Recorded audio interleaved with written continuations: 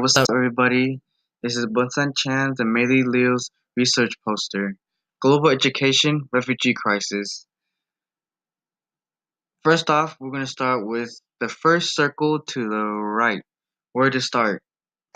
Going to that.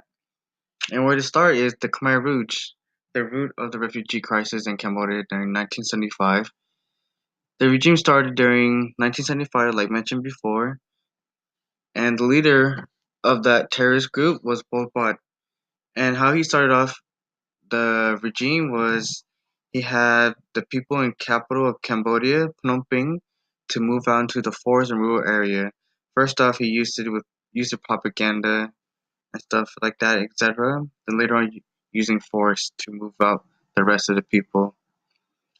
And to show that is a and there is a picture for that on Escape.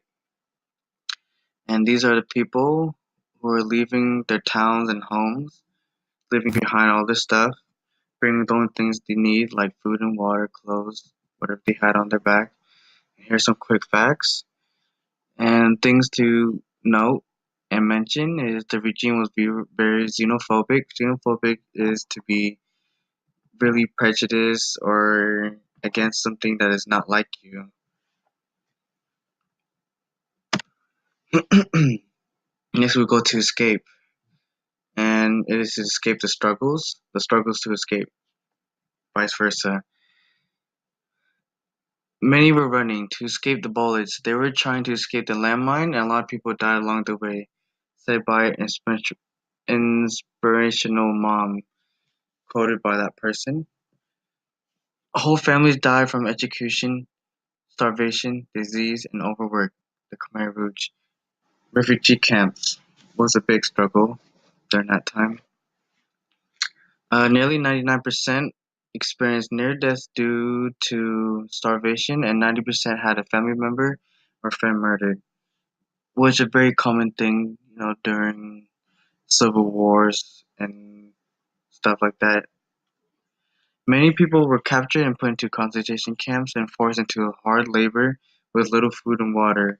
The reason they did that because Pol Pot wanted to start a new country, and he made that year the year zero, and he wanted to make it to a agricultural only type of country. So to preserve food, he will give him very little of it, so you can save the rest for planting and stuff, etc. Next is mental health. With dramatic events such as these, they often not leave only physical scars, but mental scars, said by Meili Liu. A study shows that high rates of PTSD, 62%, major depression, 51%, and low rates of alcohol use disorder were found in 4%.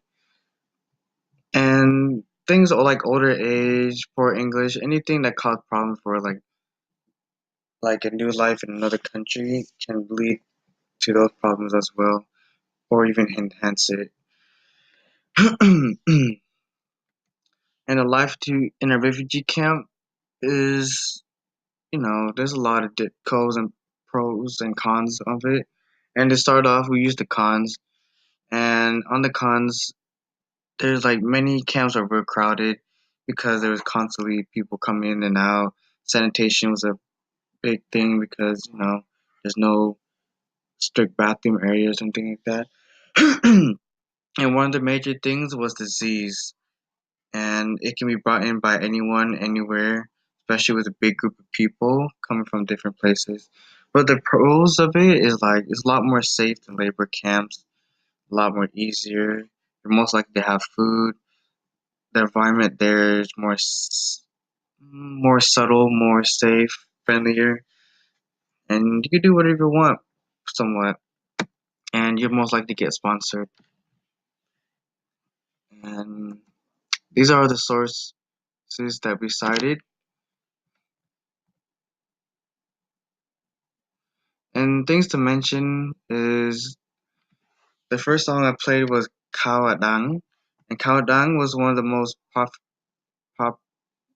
one of the most biggest and biggest and safest camps they had during that time, and it was really it was going really well for itself, and a lot of famous Cambodian artists during that time made songs about it because a lot of Khmer people went there to seek asylum, start a new life and everything. And things to look into.